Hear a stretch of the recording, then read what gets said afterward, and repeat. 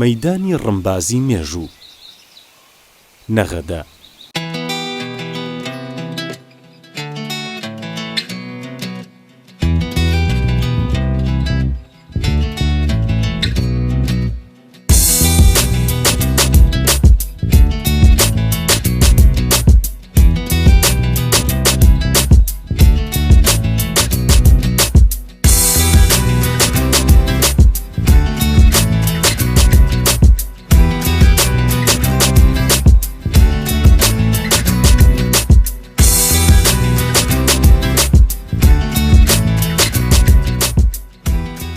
نەغەدە یان سندوس کە پێشتر بەو ناوە دەناسرا شارێکی کۆنی کوردستانە بە بەرزایی 1350 مەتر لە ئاستی دەریاوە سەر بە پارێزگای ورمەیە. بەپێی سەرژمێریە فەرمیەکانی ئێران ژماری دانیشتوانی نەغەدە نزیکەی 118,000 کەسە لە باکوورەوە لەگەڵ ورمێ، لە باشوورەوە لەگەڵ پیرانشار، لە ڕۆژاواوە شاری شنۆ و لە ڕۆژهەڵاتەوە لەگەڵ مەهاباد دراوسێ و هاوسنوورە. دەشتی سندوس لە درێژەی مێژوودا نشینگە و شوێنی ژیانی خێڵ و نەتەوە جۆر بە جۆرەکانی وەک ئاشووریەکان، ماددەکان و ماناییەکان بووە. بەپێی بەڵگە و سەرچاوە مێژوویەکان لە دوای نەمان و ڕووخانی شارستانەتی ماناییەکان نەغەدە کەوتۆتە دەزاشووریەکان و لە دوای هێرشی عەرەب بۆ سەر ناوچەکە خێڵە تورکەکانی وەک غەزنەویەکان و سەلجوقیەکان و خاڕەزمشاریەکان لەوێ نیشتەجێبوون و حکومڕانیان کردووە. لە سەردەمی قاجاریەکانیشدا هۆزی قەرەپاپاخ یان کڵاوڕەش لە قەفقازەوە هاتوونەتە ئەو ناوچەیە و لەوێ ماونەتەوە. هەر لەبەر ئەو کۆچ و ڕەوانە بووە کە ئێستا دانیشتوانی نەغەدە کورد و تورکن.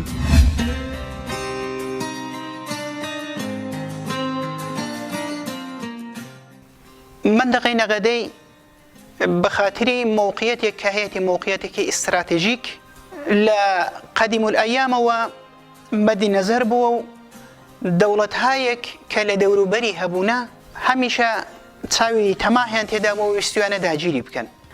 بشێک لە مێژووناسان لەسەر ئەو بڕوایەنە تەپچی حەسەنلیان و شوێنەوارێک کە لەوێ دیتراوەتەوە و هەیە دەگەڕێتەوە بۆ هەزارەی ئەوەڵی پێش زاین و ئەو کاتەی کە قەومێک بەنێوی مانایەکان لەوێ نیشتەجێ بوون و لەوێ حاکمیەتیان هەبووە. شوێنەوارێکی دیکە کە دەتوانین ئاماژەی پێ بکەین و هەروە دە و شەڕانەی مابەینی مانایەکان و هەتا دوایوان مادەکان لەگەڵ ئاشووریەکان لەو مەندەقە هەڵکەوتووە و زۆر بەرچاوە قەڵاتمارانە. قەڵاتماران ئێستا لەسەر جادەیەک هەڵکەوتووە کە نەغەدەی بۆ پیرانشار متەسل دەکا و دیارە ئەو ڕێگایە دەڕوا بۆ ڕەواندز و بۆ مەندەقەی هەولێرێ و لەوێژرا بۆ مەندەقەی مووسڵێ کە قەدیم ئاشووریەکان لەوێ نیشتەجێ بوونە و دیارە پایتەختی ئاشووریەکان یان مەرکەزی ئاشووریەکان نینەوا بۆ لە مووسڵی ئەوڕۆ. شوێنەواری دەورەی ئیسلامیشمان هەیە بەڵام ئەو مەندەقەیە دەورەی سەفەویەکاندا تایبەتمەندی خۆی پەیدا دەکا و ئاهمیەتی زۆری هەبووە. بۆ نمونە نەغەدە و دەشتی سندوس مەودایەکی زۆریان لەگەڵ قەڵای دمدم نییە.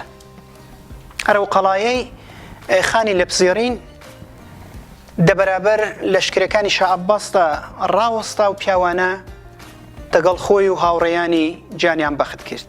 پاشماوەی خانی لەپزێڕین دیارە لە مەندەقەی موکریان هاتنە سەرکار و مەندەقەی نەغەدەش درا بە یەکێک لە پیاوەکانی ئەو سلسلەیە بەنێوی سارمبەک.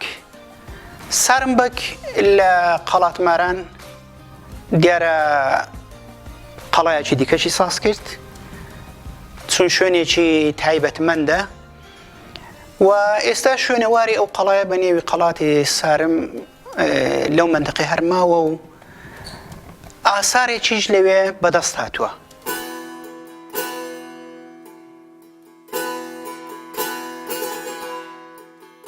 گردی حەسەنلوو لە 7 کیلۆمەتری باکووری شاری نەغەدە کە مێژوویەکی 8,000 ساڵەی هەیە نیشانی هەبوونی ژیار و شارستانێتێکی کەوناراییە لەم ناوچەیەدا. لە ساڵانی 1934 و 1936دا کەوناراناسانی ئێرانی و بیانی ماوەیەک لێکۆڵینەوەیان لەسەر ئەم ئاسەوارە مێژوویە کردووە. دواتریش لە 1947دا پرۆفیسۆر ڕۆبێرت دایسۆن لە مۆزەخانی زانکۆی پێنسیلڤانیا لێرە دەستی بە لێکۆڵینەوەی زانستی کردووە و بۆی دەرکەوت کە ئێرە ناوەندی میرنشینێک بووە و لە دوایین ساڵەکانی سەدەی 9 پێشزایندا بە دەستی مۆنوا پاشای ئۆرارتۆ خاپور کراوە. بەڵام ئەوەی ڕاستی بێ لەلایەن حکوومەتی ئێرانەوە سەرنجێکی ئەوتۆی نەدراوەتێ و سەرەڕای گرنگایەتی مێژوویەکەی و دۆزرانەوەی جامی زێڕین لەوێدا هێشتا لە ڕێکخراوی یونسکۆدا تۆمار نەکراوە.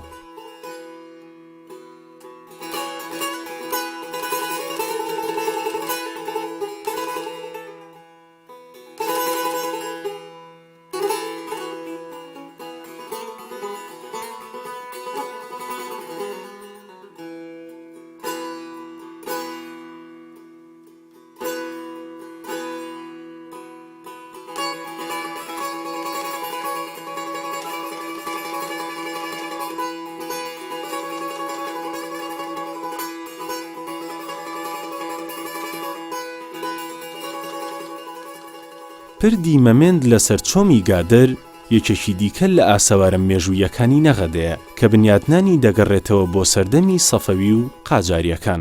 هەڵکەوتەی پردەکە و ئاسەواری جادەیەک نیشاندەری ئەوەن کە ئەم ڕێگایە لە مێژینە و کۆنە و ڕێگای سەرەکی نێوان ورمێ و مەهاباد و نەغەدە بووە.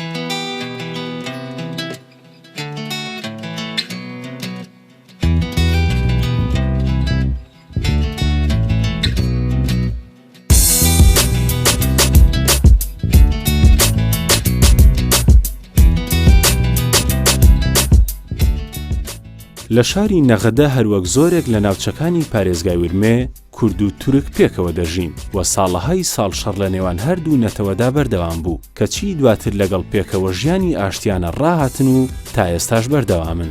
سەرەڕای ئەوەش توانیویانە درێژە بە ژیانی پێکەوەی بدەن و خەڵکە ئاساییەکە بە بێکێشە و ئاریشە لە پەنای یەکتردا بەحەوێنەوە بە جۆرێک کە کاری ڕۆژانەیان پێکەوەیە.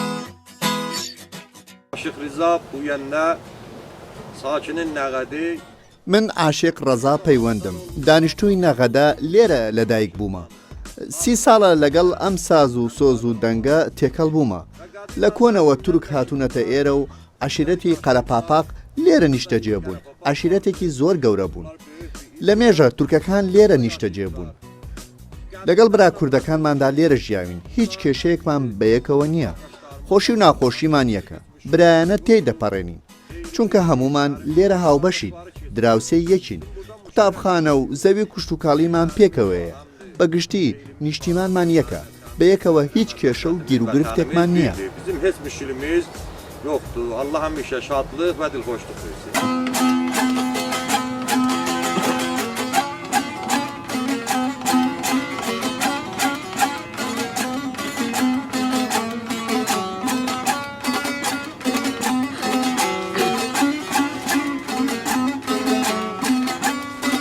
İnan budur ey geldi bahar fasli çahvurar bülbül dolanı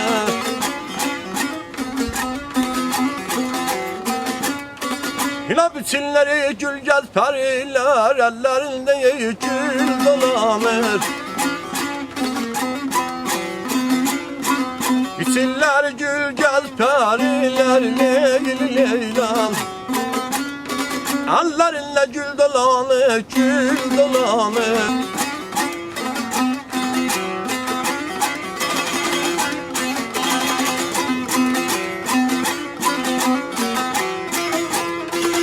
Sübeyt Zamal darda kaldı, derdi gam canımı aldı.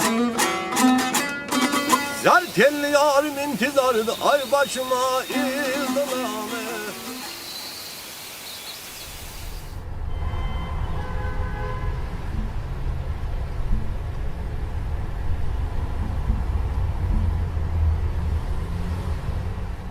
نەغەدە زەویوزارێکی فراوان و پڕپیت و بەرەکەتی هەیە و زۆربەی هەرە زۆری داهات و دەستکەوتی ئابووری خەڵکەکەی لە ڕێگای کشت و کاڵەوەیە. ساڵانە لە نەغەدە زیاتر لە 650,000 تۆن بەرووبوومی کشت و کاڵ دێتە بەرهەم.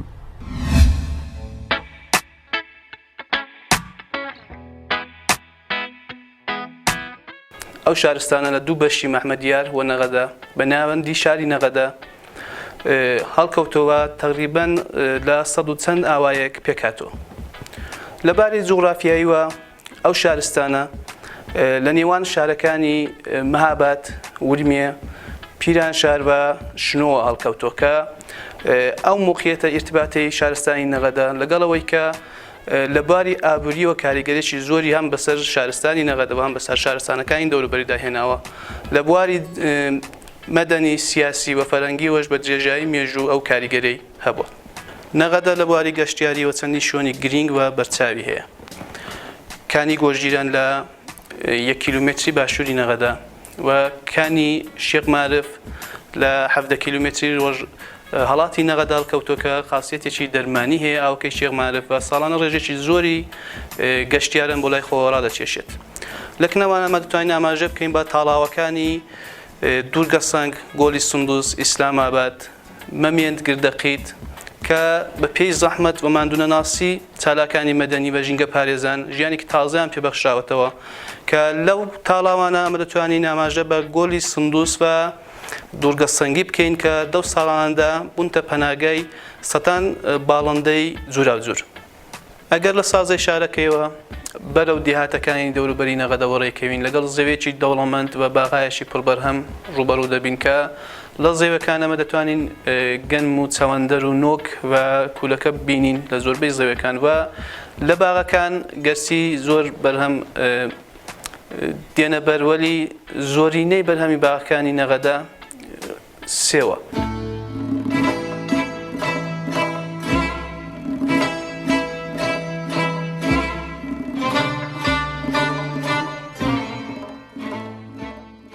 بەرهەمە کشت و کاڵیەکانی ئەم دەڤەرە بریتین لە سێو، ترێ، جێلاس، ئاڵوباڵوو، قەیسی و گوێز و چەوەندەر و کدو. بەڵام لە نێو ئەمانەدا پشتی زیاتر و بەرچاو بەرسێ و چەوەندەر کەوتووە.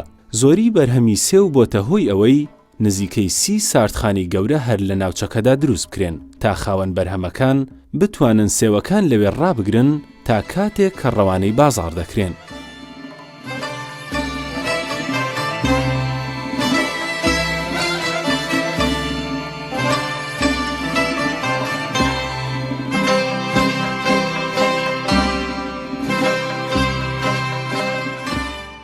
ڕادەی بەرهەمی چەوەندەریش لە نەغەدە ساڵانە دەگاتە زیاتر لە 300,000 تۆن و زۆربەی هەرە زۆری دەنێردرێتە کارگەکانی بەرهەمێنانی قەند.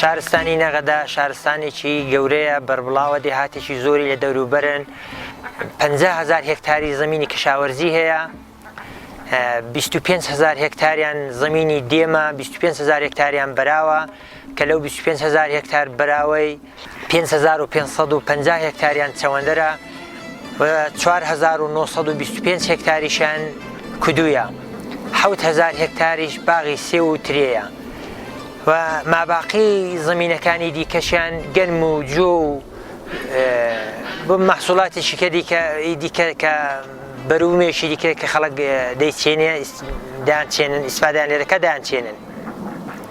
ناوچەی نەغەدە تقریباً زیاتر لە 30 ساردخانەی تێدایە کە 24یان حاضر بەکارن و 6 دانشیان لە حاڵی ساختانە یعنی دەبەردەستانە کە ئامادە بەکار بن.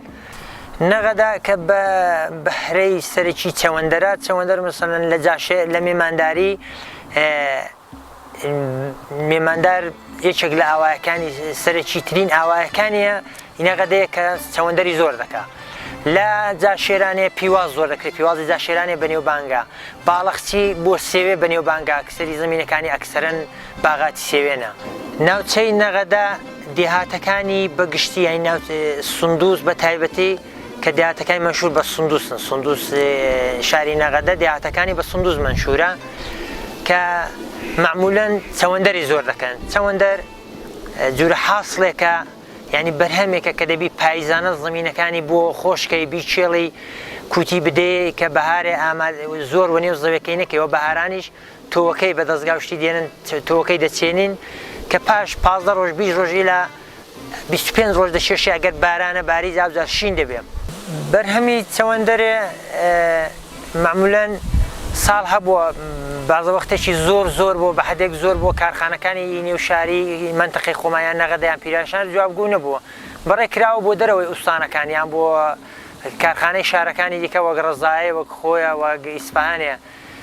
ساڵی شە بۆ بەرحاڵ بەڕێک باشتر بۆ کارخانە توانیوێتی جوابگو بۆ توانیوێت تاویلی وەرگێ، خەڵک زۆر بەڕاحەت تاویلی داوە.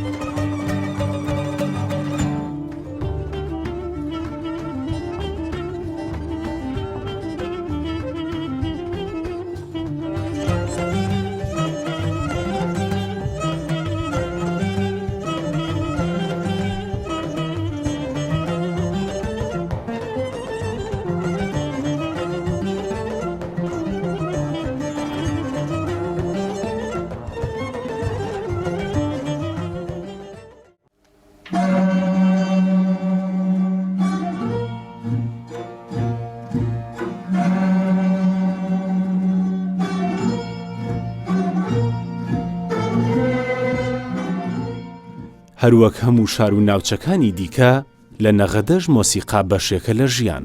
هەر لە دێر زەمانەوە هونەرمەندی هەڵکەوتو و شارەزای لێ هەڵکەوتون و بەقەت توانە خەرمانی هونەریان ڕەنجین کردووە. ئێستاش چەند گروپێکی مۆسیقا و گۆرانی لەم شارەدا هەن کە سەر ڕایکارکردن لەو بوارەدا لە بۆنە جۆر بە جۆرەکاندا بەشدار دەبن و بە سۆز و ئاوازی کوردانە دەبنە ڕازێنەرەوەی کۆڕ و جێژنەکان.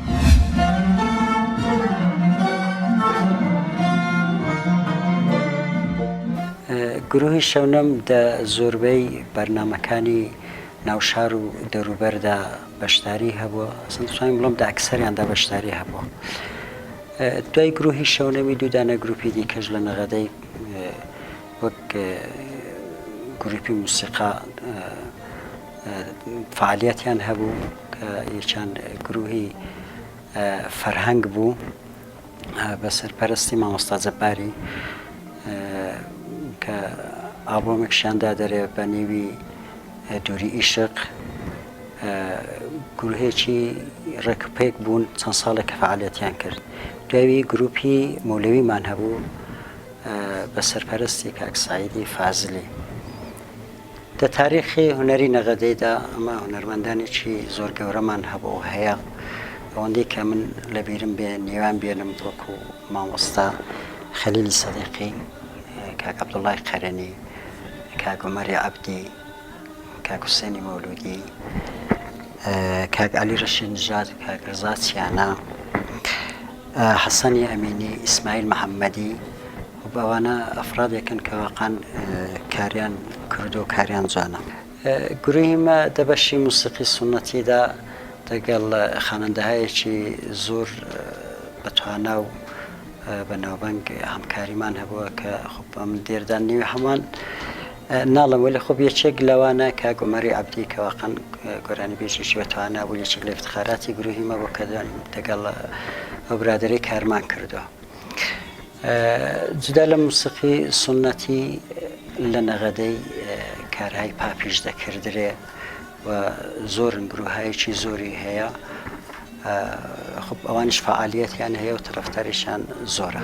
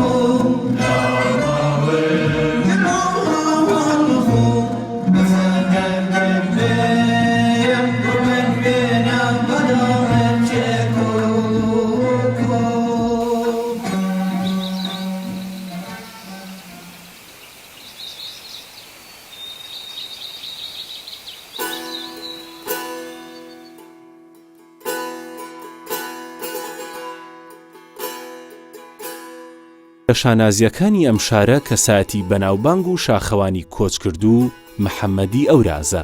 محەممەدی ئەوراز کوڕی ئەم شارە بوو، لێرە هەنگاوی هەڵگرت و گەیشتە بەرزترین دوندەکانی جیهان. ئەو یەکەمین کورد بوو کە بەسەر ئێڤرستدا سەرکەوت و ناوی چووە ڕیزی گەورە شاخەوانانی دنیا. ئەوراز لە ساڵی 1970 بەر لەوەی بە شێوەیەکی پسپۆڕانە بچێتە دنیای شاخەوانیەوە گروپی شاخەوانی قەندیلی دامەزراند. دواتر کە ئەزمموی دەستکەوت گروپی نەغەدەی پێکهێنا و لە پاش ئەوە لە گروپی سامڕەند درێژەی بە چالاکی شاخەوانیدا. بەڵام مەخابن ساڵی 2003 لە سەفەرێکی شاخەوانیدا کە ڕووی لە وڵاتی پاکستان کرد ئیتر نەگەڕایەوە و بەهۆی ڕووداوێک لە دوندی گاشبڕووم گیانی لەدەستدا.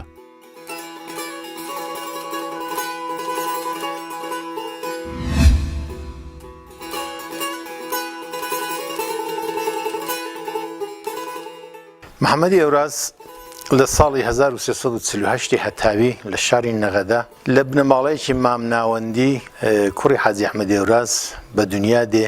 لە شەرایەتێکدا محەممەد بە دنیا هات کە حاجی ئەحمەد ئەوراز لە شاری خۆڕەماباد دە قەلعەی فەلەکولەفلاکی خۆڕەماباددا دە زینداندا بوو بەهۆی شەرایەتێکی سیاسی تایبەتی ئەو دەمی خستبوویانە زیندان و محەممەد دە و شەرایەتی دەدا و ساڵیدا بە دنیا هات. بەعنوان یەکێک لە باشترین شاخەوانەکان هەڵبژێردرا، هاوڕێ دەگەڵ 12 نەفەر لە شاخەوانە کۆنەکارەکانی ئێرانێ دە بەرنامەی فەتحی ئێڤرێستدا بەشداری کرد. دە فەتحی ئێڤرێستدا توانایی هایەکی لە خۆ نیشاندا کە وەکو شاخەوانێکی بەرجەستە و بێبەدیل کە تا ئەو کاتە شاخەوانێکی نەناز بوو، شاخەوانێکی کە مەزموونی چەند ساڵە بوو، 2-3 ساڵ بوو تەجروبەی هەبوو، دیتیان کە توانایەکی تایبەتی هەیە کە فەرق دەکات لەگەڵ شاخەوانەکانی دیکە. هەر لەو بەرنامەیەدا شاخەوانێکی ئینگلیسی دە هەوڵهێرشدا کە بردیان بۆ لووتکە نەیانتوانی لووتکەی بەزێن بەهۆی هەوای ناخۆش تووفانیبوونی هەوا دەگەڕانەوەیدا شاخەوانی ئینگلیسی هەڵدێرە بەخۆی بە شێرپایەکەی هەڵدێرە. محەممەد کاتێک دیتێ و شاخەوانە کەوتۆتە بەرەوەی چێوەکە و زیندوشە دڵی بڕوای نەدا ئەو شاخەوانە کە ئاغای بیێرگریلز بوو بەجێ بێڵێ بۆی گەڕاوە چۆ خوارێ یەکێک لە هاوڵەکانیشی دەگەڵی گەڕانەوە دوو بە دوو چوون خڕیان کردەوە ماسکی خۆی لێ کردەوە لە دەمیویدا لیباس شمەکانی مرتب کرد هێنان وەسەریانی خست هێنانەوە لە کەمپی چوار تاویل بە ڕەفیقەکانی و سەرپەرستی تیمەکەیان کردەوە و ئەوە یەکێک لە گەورەترین و شاخصترین کارەکانی بوو کە محەممەد هێورات دە بەرنامەیدا کردی کە 10 ساڵیدا دەنجی داوەدا هیمالیادا کە شاخەوانی ئێرانی ئەو کارە بەرزەیان کردووە